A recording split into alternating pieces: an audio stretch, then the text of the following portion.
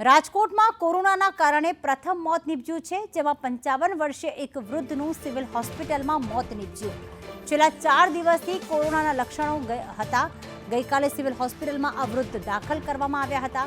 આજે સારવાર દરમિયાન તેમનું મોત નીપજ્યું છે.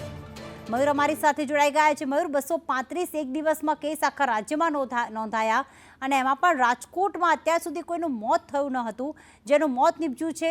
શું તેઓ ગંભીર રીતે તેમને લક્ષણો દેખાઈ રહ્યા હતા? શું વિગતો સામે આવી?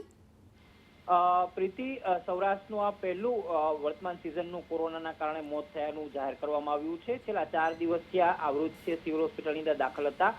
કોરોના થયો એ પહેલાથી તેમને અન્ય બીમારીઓ હતી એવું ડોક્ટરનું કહેવું છે. 3 દિવસથી વેન્ટિલેટર ઉપર હતા અને તેમને સઘન સારવાર આપવામાં આવી હતી. આ ઉપરાંત કોરોના જે પ્રકારે રાજકોટના અલગ અલગ વિસ્તારો, ખાસ કરીને કેટલાક વોર્ડના પોકેટ વિસ્તારોમાં ફેલાયો છે, એ ચિંતાનો વિષય છે.